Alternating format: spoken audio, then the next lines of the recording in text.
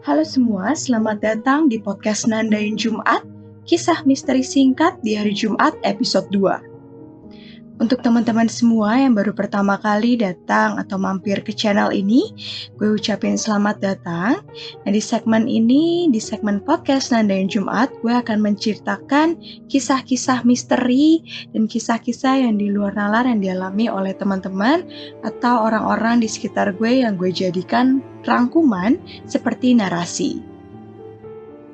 Untuk teman-teman yang belum nonton di episode 1, silahkan ditonton dulu. Nah, linknya ada di bawah. Di situ gue menceritakan pengalaman-pengalaman yang sangat-sangat unik dari teman-teman gue. Nah, sebelumnya gue ingin mengucapkan terima kasih kepada teman-teman semua yang udah support channel ini dengan like, subscribe, dan juga komen. Dan kiranya jika teman-teman berkenan untuk memberikan cerita-cerita atau membagikan pengalaman-pengalaman unik di luar nalar, teman-teman bisa banget dengan senang hati gue terima di DM di Instagram gue di Nanda Prilia 13. Teman-teman bisa menceritakan di situ dan gue akan bikin narasi dan gue persingkat untuk gue bagikan di episode Nandain Jumat selanjutnya. Di episode kedua ini gue akan menceritakan cerita yang super bikin gue merinding dari teman SMA gue, salah satu sahabat gue yaitu Indira. Terima kasih banget lo udah mau nyumbangin cerita lo buat Nandain Jumat episode ini. I really appreciate that. Dan ini udah gue rangkum dan gue udah jadikan narasi.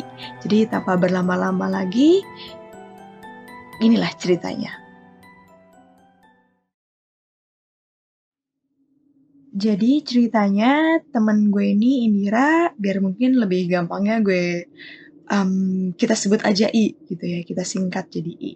Karena pekerjaan orang tuanya, dia tuh tinggalnya jadi nomaden. Dia sering berpindah-pindah tempat.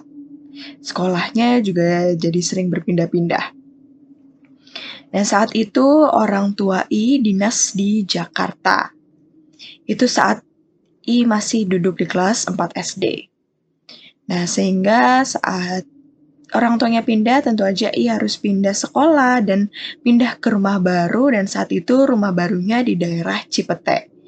Teman-teman yang di Jakarta pasti tahu Cipete di mana, Jakarta Selatan.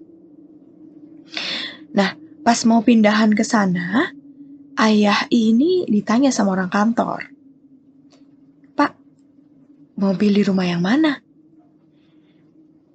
Ayahnya menjawab, rumah yang lahan parkirnya agak luas aja ya, Pak. Kalau bisa di pojokan.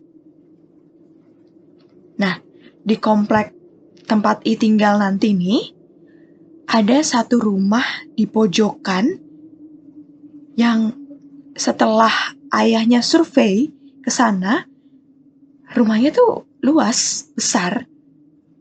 Tapi satpam di sana tuh cerita, "Pak, rumah ini emang luas dan besar. Tapi rumah itu rumah yang paling angker." Singkat cerita, I sekeluarga tetap pindah ke rumah ini.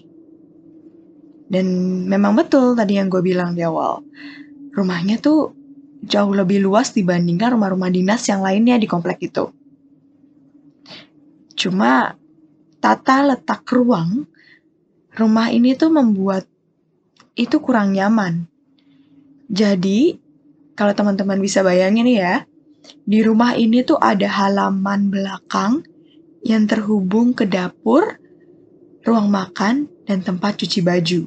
Jadi ada taman kira-kira di tengah-tengahnya gitu. Nah, halaman ini tuh posisinya tuh di tengah-tengah rumah. Jadi kalau mau masak, itu harus keluar dulu melewati taman ini, baru ke ruangan masak gitu. Setiap malam, vibes rumah ini tuh gak enak. Kayak halamannya tuh serem banget. Makanya orang rumah I kalau malam tuh jarang masak. Karena gak mau ngelewatin halaman itu untuk ke dapur. Tapi ada yang aneh dari rumah ini.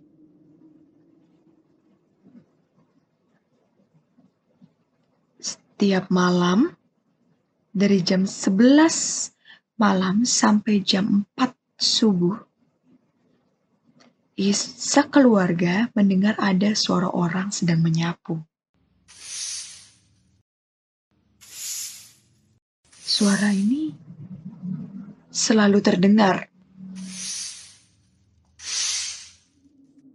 Setelah diperhatikan lagi, suara sapunya berasal dari sebelah tembok pembatas halaman di rumah I. Padahal teman-teman tahu, di sebelah rumah I itu cuma ada lahan kosong dan tidak ada rumah sama sekali. Hanya satu pohon super besar ada di situ.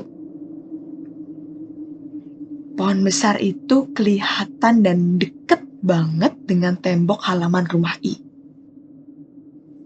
Awalnya keluarga itu berpikir, oh, mungkin ada yang mau bangun rumah kali ya di sebelah. Tapi lama-kelamaan aneh juga. Soalnya kalau orang mau bangun rumah, kan pasti kedengeran suara tukangnya. Ini tuh nggak ada. Cuma ada suara sapu doang, orang nyapu gitu. Keluarga itu sampai bingung. Itu suara dari mana sih asalnya? Karena di samping rumah tuh tadi lahan kosong. Dan itu tuh ketutup tembok halaman rumah mereka. Sampai suatu ketika, ada salah satu keluarga jauh I yang menginap di rumah. Dan dia gak mau sama sekali ke dapur. Pas ditanya, ternyata dia ngelihat di situ ada Mbak Ti yang tiap malam duduk dan jalan-jalan di sekitar pohon besar di lahan kosong itu. Dan teman-teman tahu apa?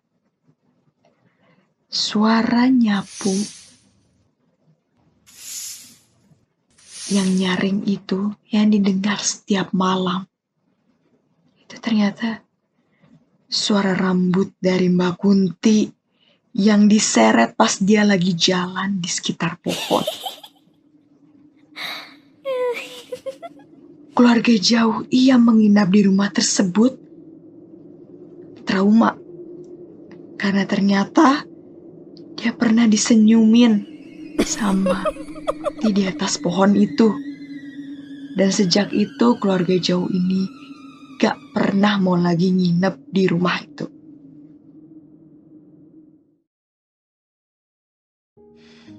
Dah. Ini pas gue denger ceritanya ini merinding banget sih. Ya emang kalau misalnya rumah baru itu harus sih hukumnya didoain dulu untuk terhindar dari hal-hal seperti itu gitu loh, roh-roh jahat. Jadi didoakan dulu agar rumah ini diberkati gitu. Dan pengalaman temen gue ini sebenarnya bikin gue agak parno ya gitu kalau misalnya dengar suara orang nyapu tengah malam. Sekian cerita di episode 2 ini. Mulai episode selanjutnya gue akan cerita satu cerita-cerita aja agar podcast ini lebih singkat dan teman-teman bisa fokus ke satu cerita aja. Dan terima kasih buat teman-teman semua yang udah dengerin episode 2 dari Nandain Jumat ini. Kiranya teman-teman bisa terhibur di malam Jumatnya dengan cerita misteri Nandain Jumat episode 2. Dan ditunggu untuk episode Nandain Jumat selanjutnya. Sampai jumpa.